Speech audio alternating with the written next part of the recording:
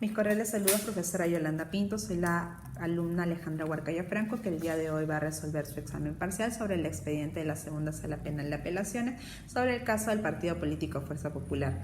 En la primera pregunta dice que si considero que en el presente caso están todos los supuestos establecidos en el artículo 90 y 91 del nuevo Código Procesal Penal, así como el artículo 104 y 105 del Código Penal, para permitir que el partido Fuerza Popular sea incorporado como sujeto pasivo de una consecuencia accesoria y por qué. Considero que el presente caso del partido político Fuerza Popular sí debe ser incorporado como sujeto pasivo según lo estipulado en el artículo 90, que hace mención a la incorporación de procesos de personas jurídicas siempre que sean pasibles ante los artículos 104 y 105, que en resumen hace mención a la privación de beneficios y medidas aplicables a las personas jurídicas. Y el artículo 91 hace mención a la oportunidad y trámite del proceso. Por lo tanto, sí se dan los supuestos porque el presente caso cumple con cada uno de los requisitos establecidos en los artículos mencionados. Contiene los fundamentos esenciales para incorporar el partido político al proceso penal. Cabe recalcar que las consecuencias accesorias como medidas de carácter penal son distintas a las penas y medidas de seguridad. El fundamento de la imputación de la persona jurídica radica en la peligrosidad objetiva de esta.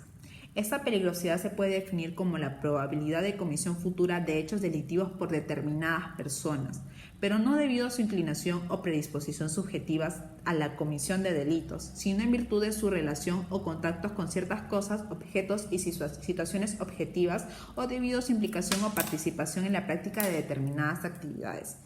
Según el doctor García Cabero, las consecuencias accesorias se pueden sustentar con independencia de la posibilidad de aplicar las penas a las personas jurídicas, pues su fundamento no radica en la falta de culpabilidad de la persona jurídica, sino en la peligrosidad de su organización.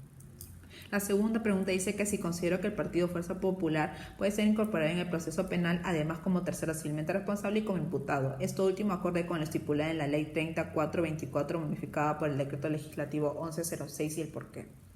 El partido político Fuerza Popular sí puede ser incorporado como tercero civilmente responsable según los siguientes presupuestos: la existencia de una relación de subordinación al tercero, el subordinado cause daño y que el daño se realice en ejercicio de un cargo o cumplimiento del servicio. Respecto a si se debe ser considerado imputado, según el artículo 8 del mencionado Decreto Legislativo 1106, estipula solo sanciones administrativas, y no solo el decreto mencionado, sino que en el mismo Código Penal también solo le atribuyen a la persona jurídica sanciones administrativas, más no se le atribuye como tal ser imputado.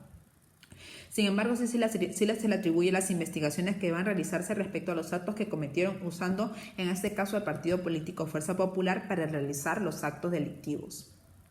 La tercera pregunta son: ¿cuáles son las partes del proceso consideradas como indispensables y por qué? Las partes del proceso o sujetos procesales se clasifican en dos partes: las activas o acusadoras o las pasivas o acusadas.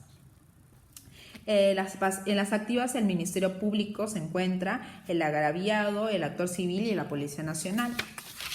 Y en las pasivas se encuentra el imputado, el tercero civilmente responsable y el abogado defensor. Cabe recalcar que el juez, los auxiliares judiciales y los órganos de auxilio judicial no son parte del proceso.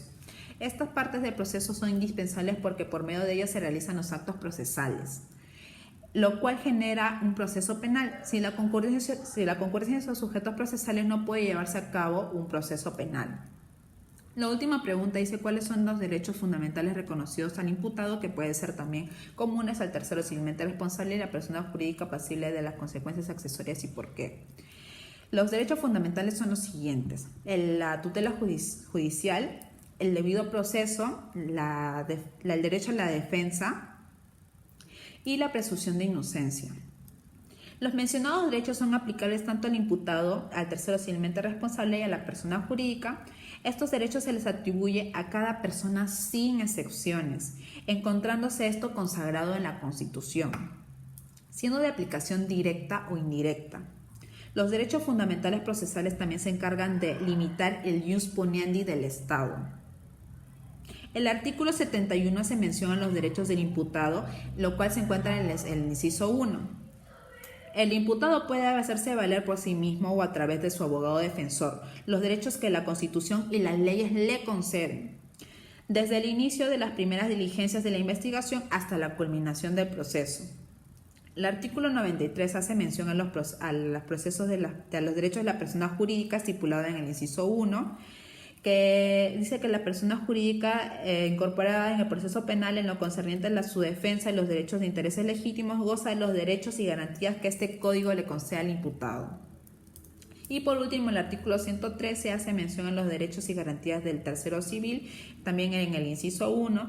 El tercero civil en lo concerniente a la defensa de sus intereses patrimoniales goza de todos los derechos y garantías que este código concede al imputado.